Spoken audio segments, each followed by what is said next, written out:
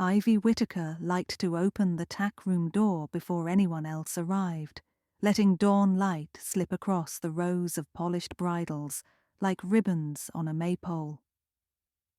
Hartwood Hall's stables dated back to the reign of William IV, with weathered stone arches, hand-carved stall fronts, and a cobbled courtyard that still whispered with the hoofbeats of centuries.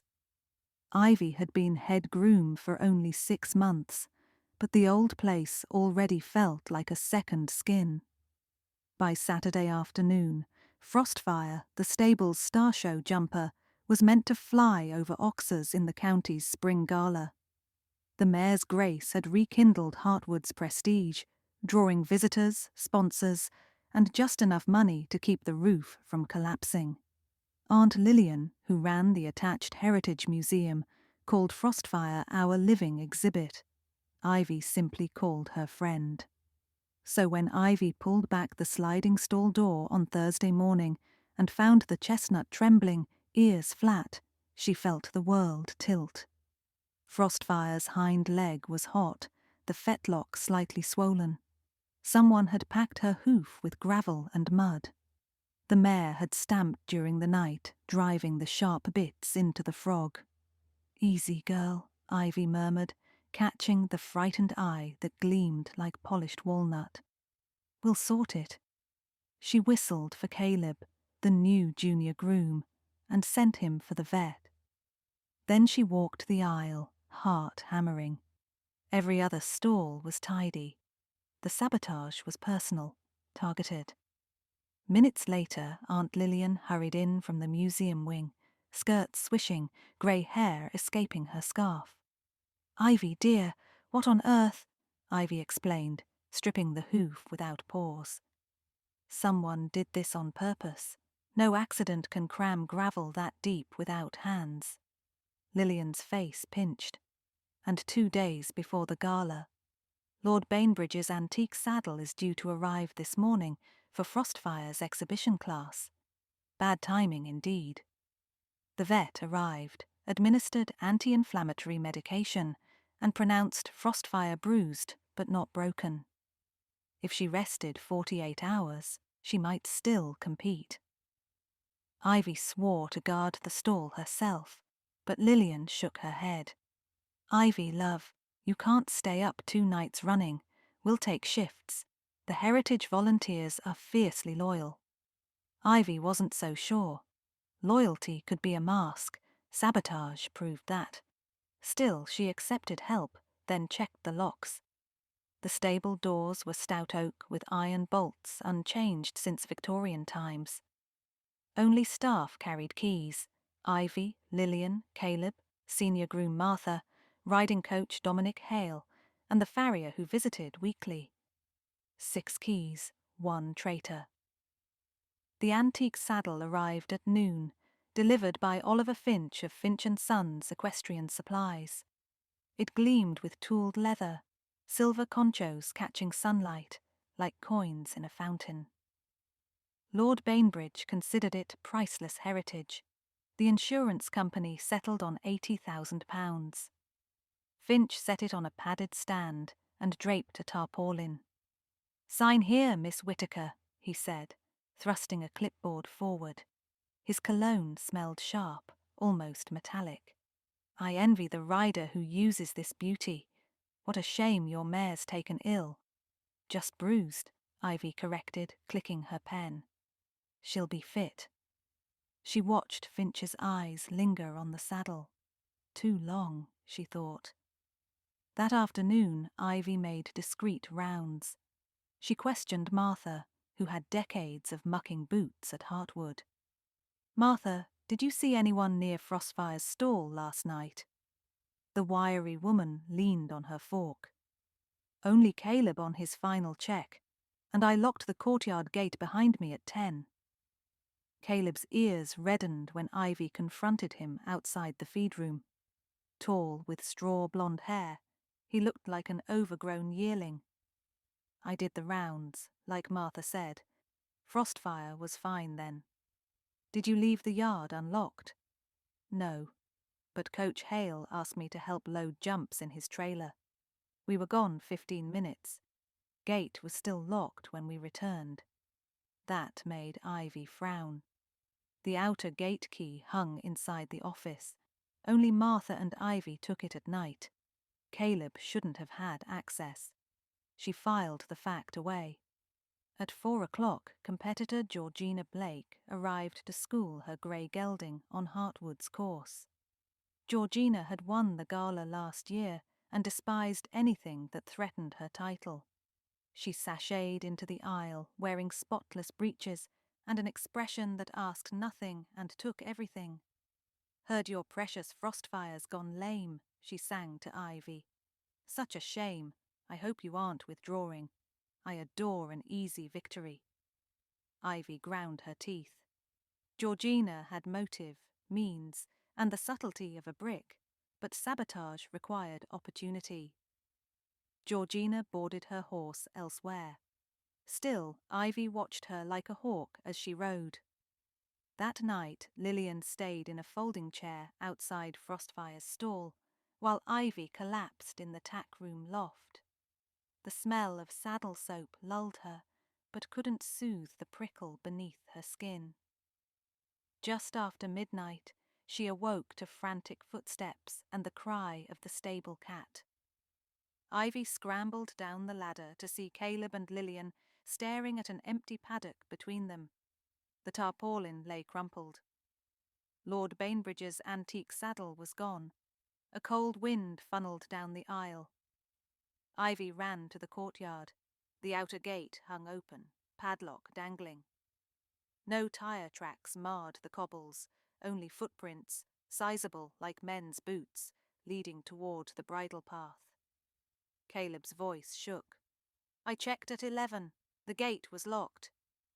Lillian clutched her cardigan. "It must have been minutes ago, Ivy." Ivy lifted her torch, noticing faint flecks of silver polish on the stones near the tackroom threshold. Someone dragged the saddle, scuffing conchos. That suggested haste and ignorance of value. A thief with a buyer would treat £80,000 leather better. They called the police, who photographed footprints, questioned sleepy staff, and promised a search. When they trundled out, dawn slithered over the paddocks, illuminating Hartwood's anxious pulse. 2 disasters in one day. Aunt Lillian brewed tea, but Ivy pressed a finger to her lips. Let's see who oversleeps. They hid in the tack room shadows until 6 when staff arrived. Martha appeared first, frowning at the missing saddle. She swore she'd locked the gate the previous night. Coach Dominic Hale arrived 20 minutes later, stubble bristling, claiming he'd been grading student videos until 2 a.m. Finally, Oliver Finch strode down the aisle, surprisingly early for a supplier. "You're here before the shop opens," Ivy remarked. He offered a tight smile. "Wanted to see how Frostfire was healing." His gaze darted to the empty stand. Oh dear. That afternoon, while Frostfire rested bandaged and petted by sympathetic volunteers, Ivy walked the bridle path where footprints vanished in dewy grass. Beside the hedgerow, she found a scrap of black cloth caught on a thorn, swayed, faintly smelling of Finch's cologne. She bagged it. Back at the stable, her phone dinged. A message from Dominic Hale. Could she meet at the indoor arena? He had information. Ivy frowned but went, tucking the cloth in her pocket. Dominic stood by a filler gate. His laptop, open on a straw bale, showed video footage. "Ivy, you need to see this." It was security camera footage from his trailer, aimed at Hartwood's courtyard. At 12:07 a.m., a figure in a dark jacket wheeled a barrow stacked with burlap toward the tack room. At 12:15, the figure pushed the barrow out, now bearing the tarpaulin-wrapped saddle. The thief loaded it into the back of a van parked just outside camera range. "Zoom on the jacket," Ivy urged. Dominic did. The left sleeve bore a stitched crest, Finch and Sons. Ivy's stomach tightened. "Where's Finch now?" "En route to the gala showground," Dominic said. "Wants a vendor booth set up early." Ivy hurried to Lillian, shared findings, and phoned the police liaison. But rural authorities crawled beneath paperwork. They promised to stop Finch's van if they could locate it. Ivy hung up, unsatisfied. "Let's retrieve it ourselves," Lillian said, surprising Ivy. "Aunt and niece detective romp, why not?" Ivy laughed despite herself. "Because we're horse people, not crime fighters." "We've survived rogue stallions and leaking roofs," Lillian responded. "Besides, we know where Finch is. The gala grounds are 15 minutes away." 10 minutes later, they were in Ivy's muddy pickup with the stable cat, Whiskers, refusing to vacate the dash. Lillian rode shotgun, brandishing a thermos like a cudgel. They reached the fairgrounds, white marquees sprouted like mushrooms, and located Finch's van near the trade alley. Finch was unloading bridles. The stolen saddle was nowhere in sight. Ivy approached, casual. "Mr. Finch, we've just heard from the police. They'd like to inspect your inventory for a missing item." He froze, then forced a smile. "Surely a misunderstanding. Then you won't mind." While Lillian kept him chatting about girth materials, Ivy opened the van's rear doors. Inside, boxes were neatly stacked. She climbed in, heart thudding. Behind a screen of cardboard, she found a plaid blanket concealing the Bainbridge saddle. She photographed the serial number with her phone, then stepped out, holding the evidence. Finch's face drained. "It wasn't supposed to go like this," he muttered. "I only meant to safeguard it." "By stealing it?" Ivy retorted. Finch straightened, determination flaring. "Heartwood's a dying relic. If the saddle vanished, Lord Bainbridge would pull his sponsorship. Without funds, you'd have to sell. I was prepared to buy, restore, and convert the property into luxury apartments, preserving the facade, of course." Ivy's hands balled. "You sabotaged Frostfire, too, so the gala winnings wouldn't patch our finances." Finch shrugged. "No one gets hurt. The mare recovers. The stable lives on as architectural heritage, not a money pit." Lillian scoffed. "You'd gut her soul for profit." Police arrived before Finch could object further. Dominic had phoned them with the video. Officers cuffed Finch, read rights, and loaded him into a cruiser. Ivy stroked the saddle's silver concho, relieved. But a question nagged. How had Finch entered the gated courtyard twice without a key? Back at Heartwood, Ivy gathered staff in the lounge. Martha, Caleb, Dominic, and Georgina Blake, who'd dropped by, scenting gossip. Lillian served scones to soften the blow. "I thought Finch acted alone," Ivy began, "but he had help from someone inside. Finch's keyring has only his shop, not Heartwood." She eyed each face. "Who left the gate unlocked?" Caleb shifted uneasily. Martha's brow furrowed. Dominic folded arms. Georgina inspected her nails. Ivy set down 2 items, the suede cloth scrap and a brass key. "Found in Caleb's jacket during police search," she said gently. Caleb's eyes widened. I didn't know that key was there." "Finch planted it?" Martha asked. "Almost," Ivy said. "Caleb, you told me Coach Hale took you to load jumps, leaving the yard unattended. But Finch and Hale are rivals in equipment sales. They barely speak. Hale, did you send Caleb away?" Dominic looked puzzled. "No. Caleb volunteered to help. I assumed Ivy asked him." Ivy turned to Caleb. "Finch offered you money, didn't he? Enough to pay your mum's hospital bills." Tears sprang. "He promised it was only borrowing the saddle. Insurance scam, he said. I swear I didn't hurt Frostfire. Finch must have done that after I unlocked the gate." Compassion flickered through the room. Ivy stepped forward. You made a terrible choice, but you owned it now. The police may be lenient if you cooperate fully. Caleb nodded, wiping eyes. Georgina, uninvited and bored, rose. Well, thrilling melodrama. If Frostfire's still lame, ring me when you scratch. She swept out. Ivy exhaled. The crisis was contained, but the gala loomed less than 24 hours away. That evening, Frostfire trotted sound in the lunge ring.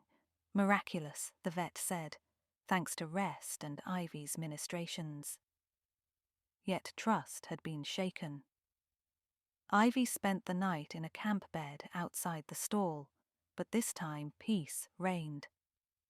The sun of competition day rose gold over Heartwood. They loaded Frostfire into the lorry, the antique saddle gleaming under strict police escort to the showground. Lord Bainbridge arrived, moustache twitching at every mention of burglary, but ultimately pronounced himself most satisfied with Miss Whittaker's guardianship. The spring gala grandstand buzzed. Georgina Blake's grey cleared the first round effortlessly, earning cheers. Ivy mounted Frostfire in the warm-up, heart pounding with unfamiliar visibility.